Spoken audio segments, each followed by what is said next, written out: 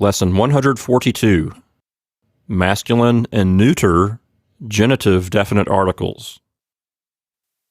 Lisa, a couple of lessons ago, we introduced the genitive case, and when we did, we showed them only certain genders. We showed them the feminine and the plural. We kind of held back the masculine and neuter temporarily, just so they could learn those specific feminine forms of the genitive article.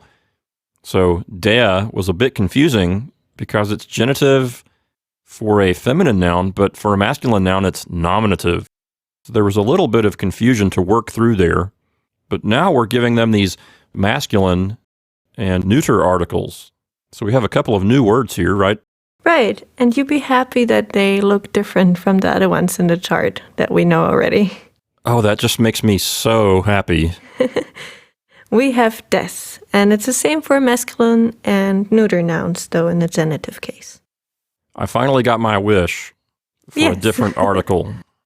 And what you also want to do is add an S or an ES to the noun that is following this genitive article. So we have to change the spelling of the noun too? Yes. If you have a one-syllable word, like here in our example, Mann or Buch, you will put ES at the end. Des Mannes, des Buches. So the expression des Mannes means of the man. You could use it to say that something belongs to a man, right? Yes. And des Buches, same thing. You're saying that something belongs to a book, perhaps the page of the book or the cover of the book, right? Right, right. And for words that have more than one syllable, often, I think most of the cases, you just add an S. Sometimes if it already ends in an S, that would be weird. So you want to put the extra E in there too.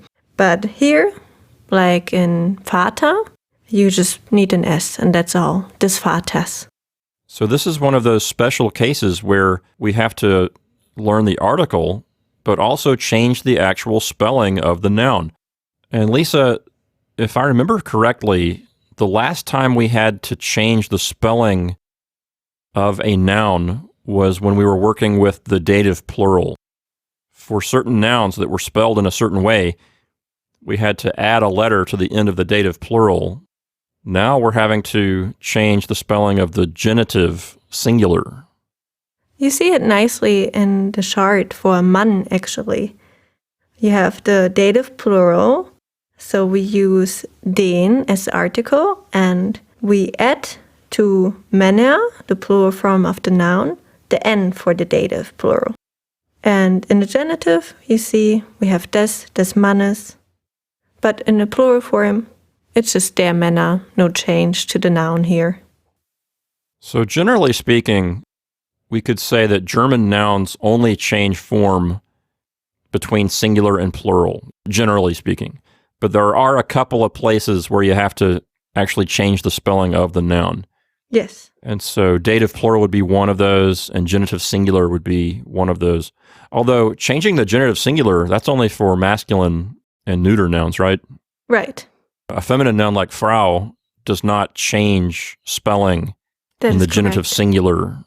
Correct. So if you have the genitive article der with a feminine or plural noun, don't change anything.